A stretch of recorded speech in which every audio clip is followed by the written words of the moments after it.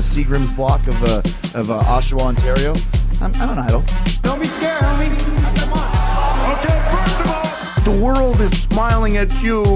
The wrestling business is smiling at you. And don't you frown back on it. Surprise, surprise, motherfucker. The king is back. The man the hour, the man with the power. Too sweet to be sour.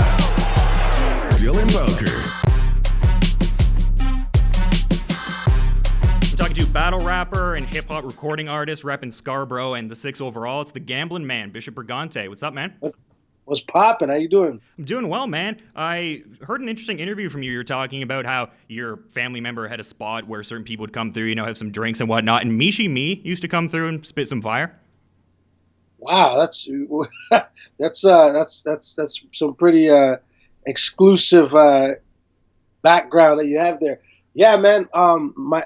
She's pretty much family. She's been around my whole life, and she absolutely, man. She used to come there and rock the mic, and it was definitely very inspiring for me when I was young. You know what I mean? Seeing her get busy. It was basically, what would you call that? What would they call that back in the days where you'd have like an after hours drinking spot? What do they call it? A booze can? Something like that? I don't know. I couldn't tell you. We can call it that. That works. I think that's what they used to call it back in the days. But it was like an old school. It was very old. I was very young. But yeah, Mish used to come there. Mish used to come there and kill it. It was pretty lit. No, that's cool, man. It seems like you came up in a really interesting time in hip-hop. I mean, you seem pretty tight with Maestro Fresh Wes there. That hard act to follow piece for CBC Music. I was really digging. Yeah. And you know what? Maestro was a big inspiration for me as well. You know what I mean? He's from my neighborhood. He's from Scarborough. So to see him be as successful and to be as inspiring as he is to so much people, it's awesome, man. I love it. I just love like the phone calls, the conversations we have. Sometimes we have so many phone call conversations where it's like, man, I forget that I'm talking to like an icon. You know what I mean? He's like a super, super icon for hip hop in Canada. Oh, huge, yeah. And he's so aware and updated on like all current events, all hip hop related. Like he is hip hop, like to the purest form. It's pretty funny. No, I totally agree with you. And also 88.1 Power Move was big for you in the early goings. You were battling on radio there, and very key hip hop Toronto radio station there. Huge. And it's dope to be a part. It's dope to have like, footsteps in my legacy, having such monumental places that, I've been able to, be a part of it. And CKLN and 88.1. I don't even think, me personally, I don't even think that kind of energy or that kind of radio station has been matched, because it was just, the time and the energy was just crazy. Yeah, it's one of those things you can't really replicate. It just captured like a vital sort of energy in the moment there. Yeah, I mean, like, downstairs in that basement, you'd always have like rappers hanging out with CDs or, trying to get discovered, and the footwork and the networking and all the stuff that was, all the extra stuff besides just the music. And you'd meet so many people down there and stuff. Like I met Choclair down there, and then, meeting Choclair and his manager turned into becoming my manager, which brought me on my first, cross Canada huge tour and stuff like that. That's an example of just being, in the right spot, in the right place, and meeting the right people, and your career taking off. And it was a cool, beneficial area you came up in, because it was all about, finding like the nicest guys in the different neighborhoods and just, on the spot, kind of going at it with them. And I mean, the WRC days you came up in. So do you feel like some rappers nowadays are sort of missing out in the sense that they don't have that benefit of, having to go off the dome? 100%. And it also goes for like just artists, period, like doing music, and like we just said about the networking and stuff like that, and the footwork. I feel like that those are timeless, and those are moments in time that are like, man, you can't get any better like that. Like everybody's so caught up in the social media times that, nobody really gets out there, and there's no real there's no real scene or structure for like the way we used to have it. As far as battle rapping goes, man, I've been in the trenches in some crazy, crazy, battles and moments like that. But the good part about it is that, you know, it's so big now. The culture of battle rap is so big that there's other great moments and other great opportunities. But I feel like there's still some people that got to experience that stuff. Thesaurus, Immaculate, Oh yeah. Iron Solomon. These guys are icons, man. And they were, they come from that cloth as well, and being in that realm. In Canada, Organic and me and Kid Twist, we come from that. That's my favorite triangle of battle rap, friggin'. You know what I mean? Oh yeah, Guys that absolutely. were really in the trenches. You know what I mean? Yeah, for sure. And I wanted to talk about your project Legacy here because it really spans a 15-year odyssey. It's kind of a cool project in that sense because you kind of get the sense of, different eras with it. And I wanted to talk about Shorty Grindin' because it's a pretty fire track. You had Drake on that. And I don't want to make the interview about that because I saw the tweet you had about, some bozos making the whole interview about that. But no, that's really cool. I mean, like you stole the guy's watch. You guys are buddies and went on in on a beat of yours. Is it kind of surreal he's like another guy like Maestro Fresh Wes probably, eh?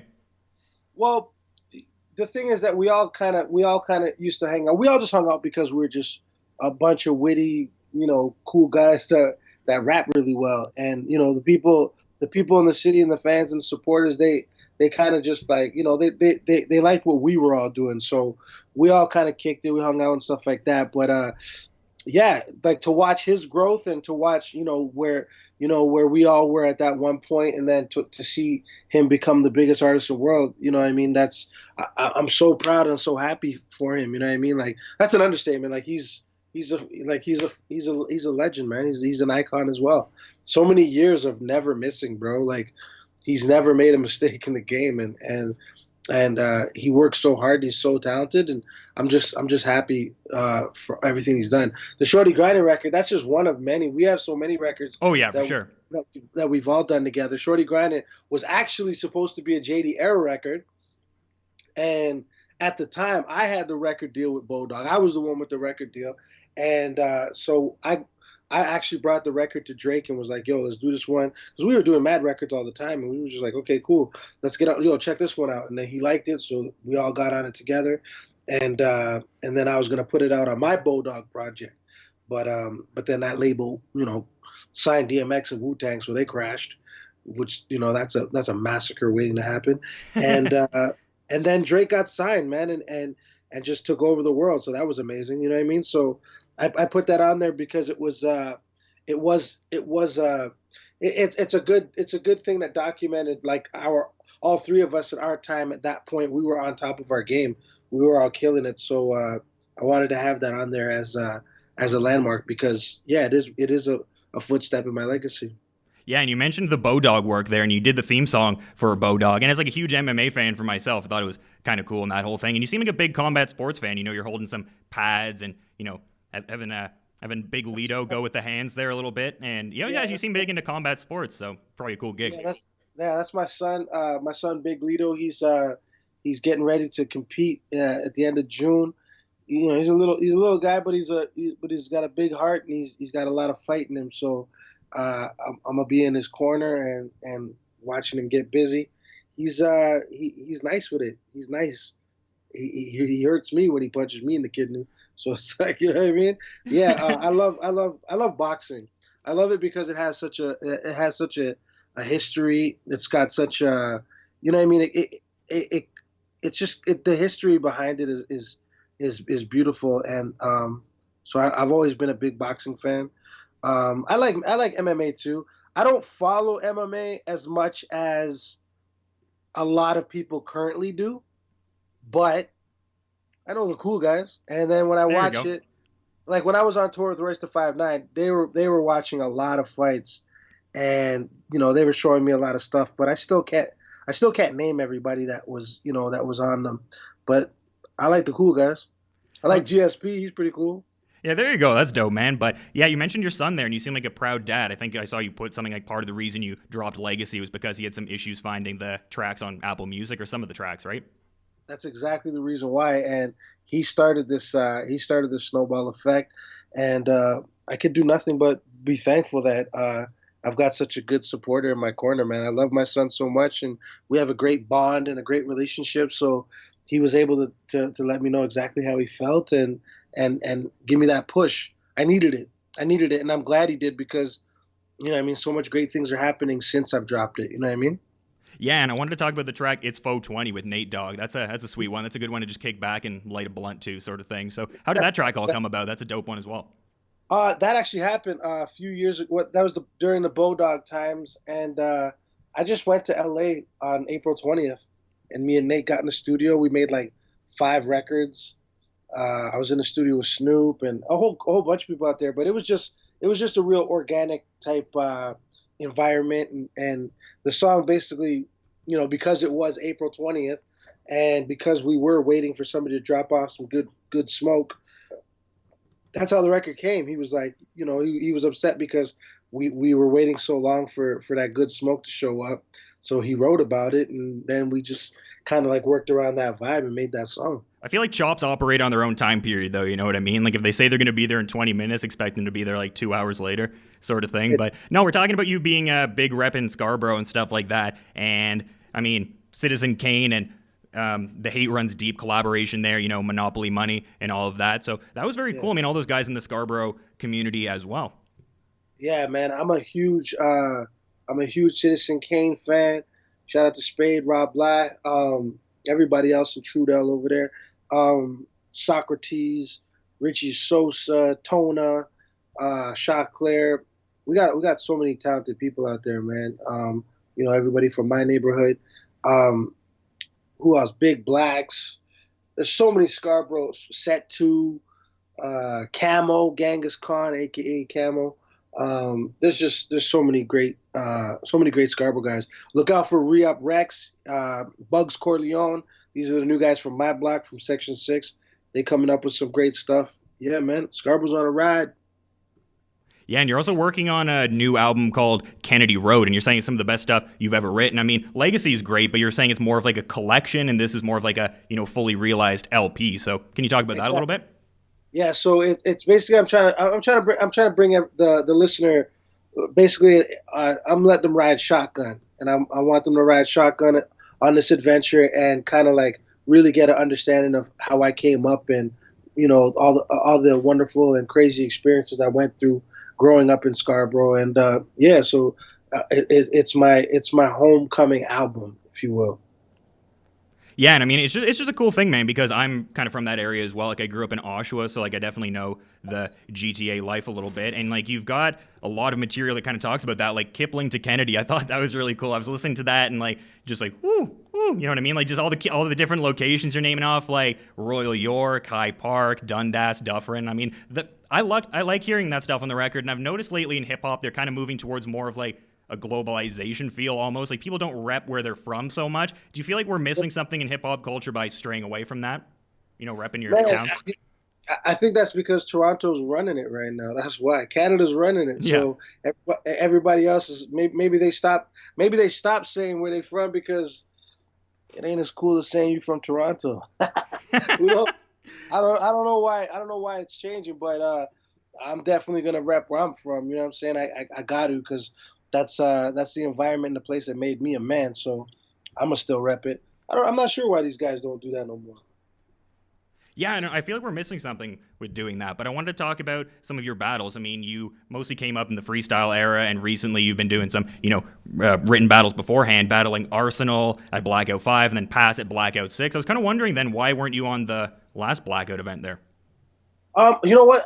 I'm always on the Blackout, and I felt like this year I wanted to wait for either Mass or World Domination, because I was always on the Blackout ones, and I don't know. I like the Blackout ones because, it's a surprise, and it's always a big deal like that, and I like the energy that people get when they find out who I'm battling, because I'm not battling any slouches. I'm battling really hard opponents that are tough to beat, and so I like that element.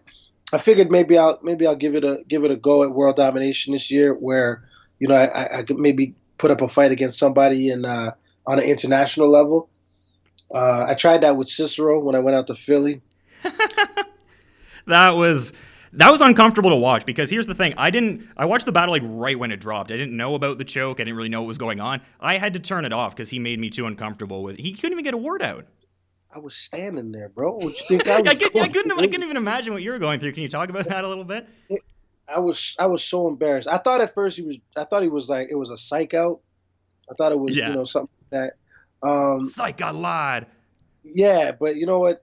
I'm going to chalk it up to he's just a bozo. And I don't have any respect for that. You know what I mean? Especially with all the excuses that he's been making now. Like I came out there swinging to take his head off. You know what I'm saying?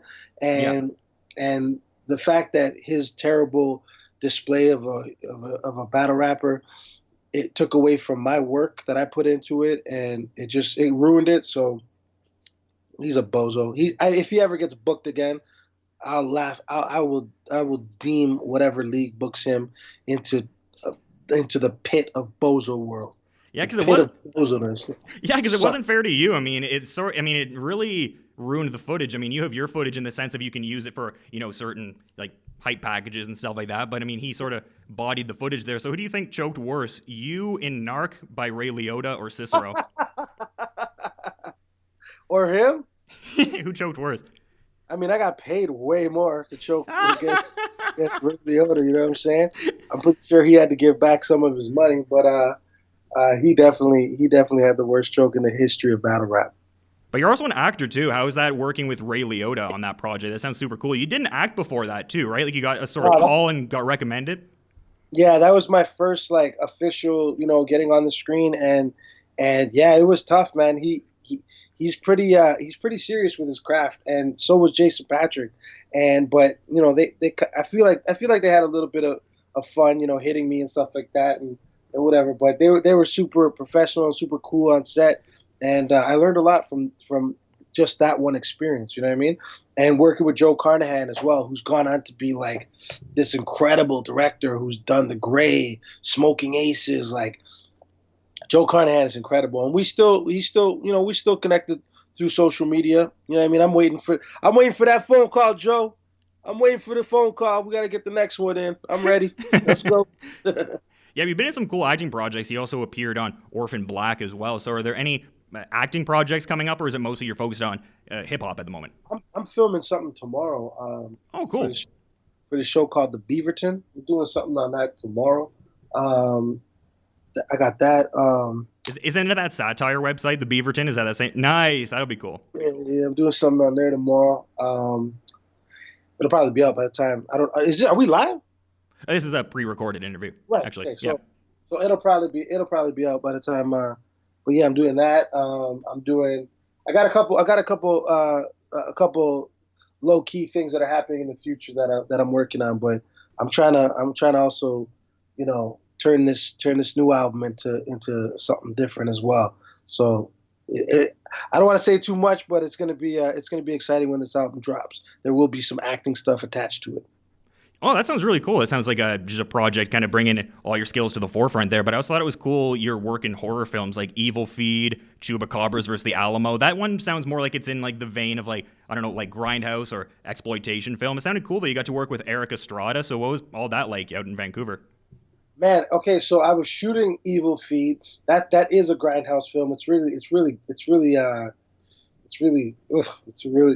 a tough one to digest. That one. I love those kind of movies, though, man. So they'd probably be right up my alley. Yeah. And it's hilarious at the same time. Yeah. And then I ended up getting cast for another movie, the Chupacabra one with Erik Estrada. I thought Erik Estrada. I think, I'm friends with him now. I think Erik Estrada is a wonderful person. His soul is incredible. I feel like he's legitimately like stuck in the 80s. He's not leaving the 80s. He's got that energy. I'll tell you a funny story about Erik Estrada. So when me and my homie that was on set, when we got to meet him at first, we were kind of like, oh man, we're about to meet Erik Estrada. Man, it's the guy from Chips. We're gonna meet this guy, right? So we rolled up on him and we was like, oh, it's an honor. Nice to meet you. Whatever. We meet on set. Whatever. He was like super cool with us. Then by the second hour of being on set, we were cracking jokes on him so bad. Like we were just like, because that's the energy that we have, right? We always ripping on each other and cracking jokes and stuff like that. So we brought Erik right into the mix of that.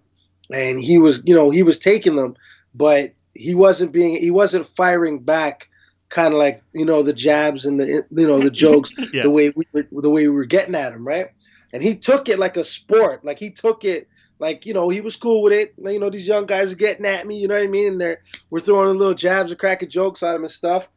The next day, so that was the whole day. But we were respectful with it, but we was getting at him, right? Yeah. The next day, I'm on.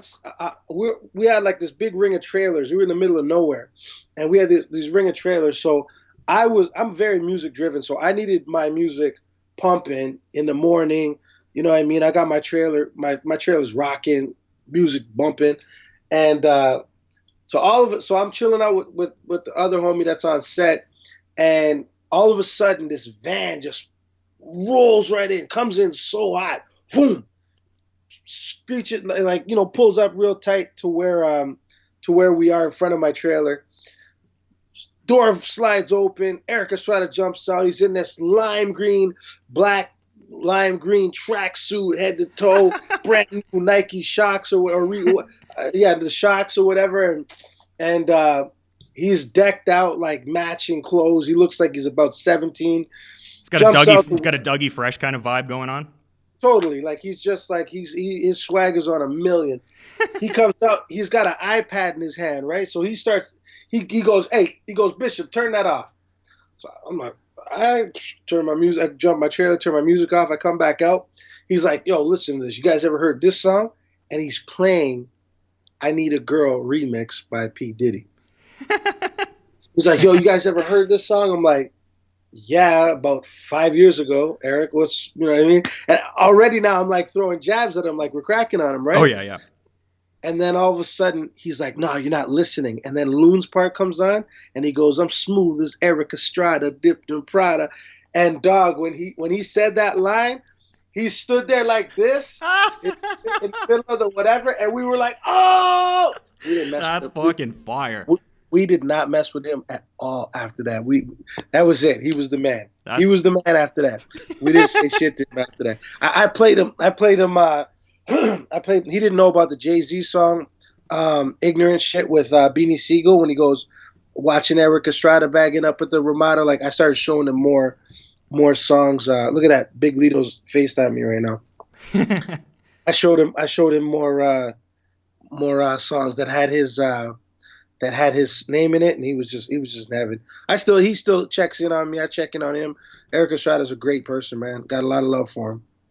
Yeah, it's a hilarious story. I definitely didn't expect that one, but that's sweet. Now you love working you love working a crowd though, and I feel like that's kind of a slept on skill. Being able to work the crowd, get them rocking with you. Like when you were battling Jin, and he had his whole set. Like the energy there was crazy. So I mean, touring with rappers like Busta Rhymes, G Unit, Lloyd Banks. Do you have any live dates coming up? Like, are you looking at rocking crowds in the future? Or yeah, July, August, September. I know that we've got a lot of things booked, so we're just going to be heading right across Canada. Myself, King of the Dot, we're going to be hitting the road and doing a lot of stuff. We do have Massacre 3 in Boston, in Massachusetts, July 22nd. So I'm staying super busy. It's a legacy year for me, man. I'm going crazy until this Kennedy Road album's done. Yeah, and I wanted to talk about that too, just you being the matchmaker and trying to bring together certain bouts. Like I saw the Big K Pat Stay announcement, and I thought that was fire. That's going to be wild. But I feel like people might have certain misconceptions about what you do. Like, oh, you get to make matchups. That's so cool. But there's probably a lot of, logistical headaches that go along with it too, right? I wish that was my only job. I wish it was my only job to contribute ideas to what matchup should. Man, bro, I tell you right now, it's pretty much a full-time job at King of the Dot. We work so hard at trying to make sure that we do the matches that the fans want. We make, I do a lot of artist management with the battlers. We're just we're a collective team that works so hard and all the time. Like we don't work just every once in a while. We work all the time. Doing whatever we can to make sure that our brand and our company and the quality that we give the fans is top notch and second to none. So Yeah, a lot of people, a lot of people don't even know that I've been in the battle rap game, before anybody in Canada was really rocking it. I passed, I was the first guy that really, took it to a mainstream level in Canada. And, Organic came after me with Kid Twist. And, I used to throw crazy battles too, before King of the Die. And so we all come from real battle rap backgrounds. A lot of people that, that just like to hate because they think, oh, who's that guy that always talks about the mirrors? What does he do? Like, man, I do everything, bro. I'm right there with Organic, Gully, Avi, King Fly. We are working nonstop every day to make sure that our events are just phenomenal. So, everybody that's mad, I ain't going nowhere. I'm not disposable. I work really hard in the company. So if you don't like it, take that fucking mirror down. Bitch.